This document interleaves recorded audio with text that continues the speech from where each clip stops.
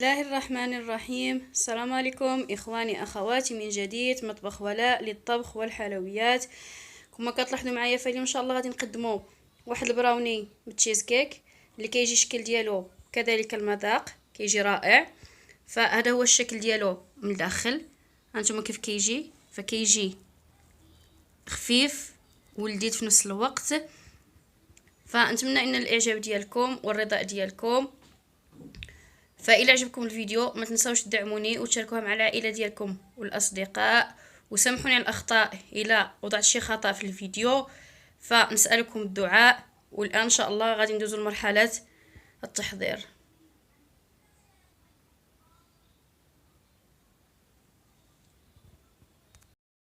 فكمكونات إن شاء الله غادي نحتاجو مقادير. عندنا 240 غرام شوكولا سوداء، 3 ديال البيضات، 180 غرام زبدة بحارة المطبخ، عندنا 160 غرام سكر حبيبات، 120 غرام دقيق الابيض، ملعقه صغيره من روح الفاني. فهاد المقادير ان شاء الله فغادي نحتاجوهم بالنسبه للبراوني.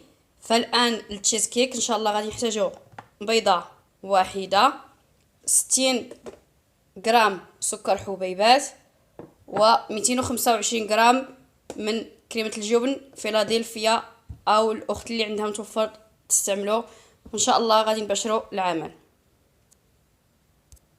كما كتلاحظوا معايا ففي طنجره وضعت 240 غرام ديال الشوكولا السوداء مع 180 غرام ديال الزبده، فغادي ندوبهم فوق النار او الاخت في الميكروندا وان شاء الله ونكملوا. فالان كما كتلاحظوا معايا فمن بعد ما ذوبت الشوكولا ديالي كما كتلاحظوا، فالان كنوضع 3 ديال البيضات ديالي كنخفقهم،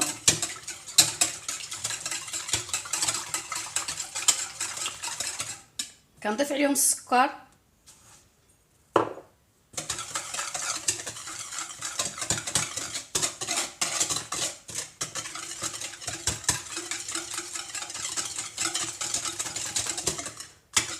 نخفقهم مزيان.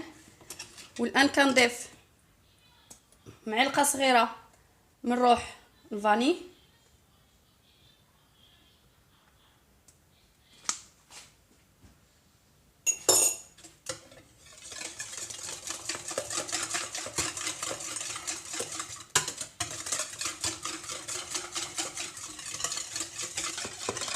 والان كنضيف الشيكولا اللي كنت ذوبتها مع الزبده شويه بشويه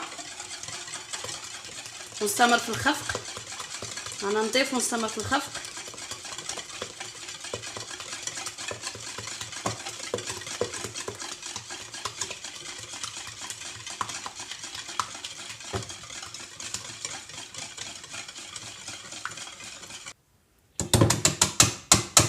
والان كنجيب طحين نغربلو،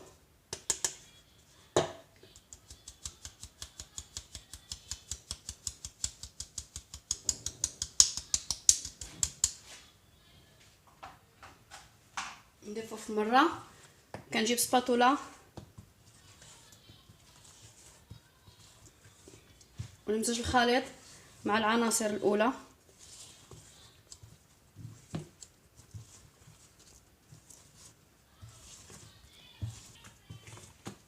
والان كما كتلاحظوا فمن بعد ما ضفت الطحين ديالي ومزجته مزيان مع العناصر الاولى فنكون موجده مول من قبل بهذا الشكل اللي كيكون القطر ديالو 20 سنتيم،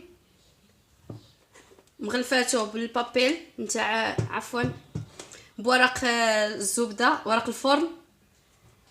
فكنخوي الخليط ديالي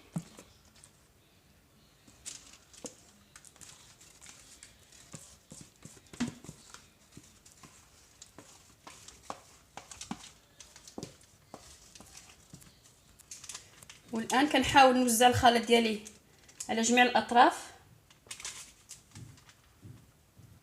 بهذا الشكل. عفوا نسيت انا واحد الخطوه ما درتهاش، فالان انا غادي نديرها.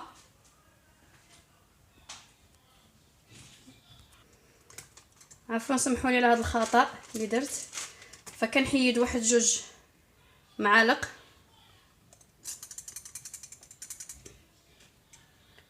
بهذا الشكل. فالاخت هنا تحيدها قبل ما تخوي العجين ديالها في المول، تخليهم على جنب.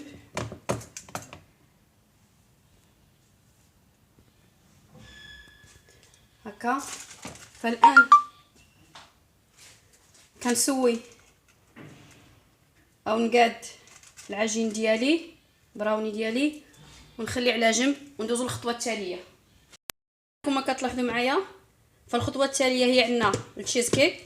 فهذا الجبن الكريمي فكنحاول نخلطوه شويه بهذا الشكل حتى يتمزج معايا شويه.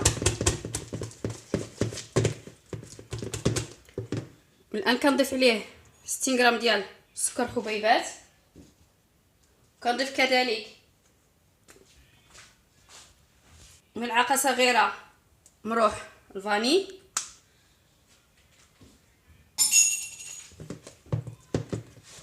كنخلطهم هكا بهذا الشكل حتى كيتمزجوا لي مزيان. فانا غادي نستمر في الخفق ونكملوا ان شاء الله تتمه الوصفه. فالان كما كتلاحظوا معايا فهذا هو اصبح القوام تاع الجبن الكريمي مع السكر. فالان كنضيف البيضه،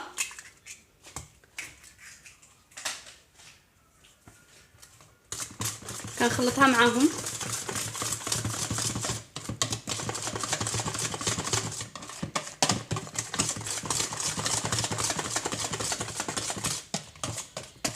والان كنجيب الجبن ديالي كنضيفو فوق البراوني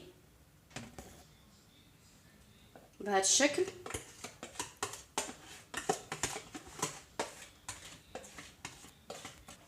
والان كما كتلاحظوا معايا من بعد ما قديت تشيز كيك او الكريمه فوق البراوني، فالعجين اللي كنت خليته دوك 2 معالق فهذا هو.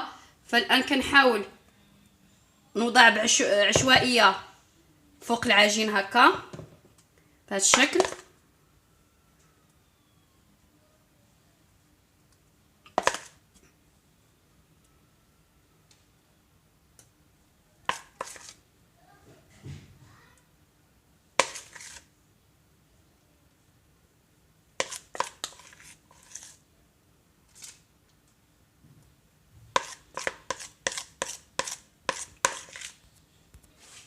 والان بعد ما كملت العجين نتاع البراوني فوق التشيز كيك او الكريمه، فالان كنكون موجده من قبل حليب المحلى اللي طيبته من قبل ورديته شكل كراميل بهذا الشكل كما كتلاحظوا.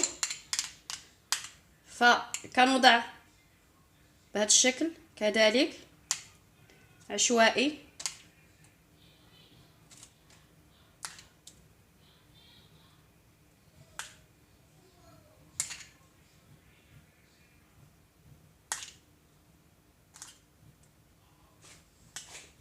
في هذه الاثناء كنجيب سكين وكنحاول ندير زخرفه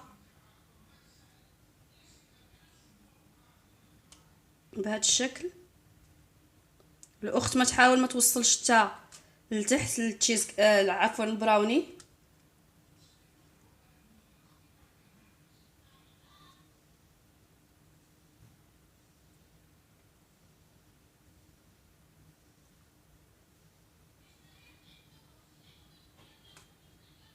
في هذه الاثناء انا عندي الفرن هنا مسخن على درجه حراره 180.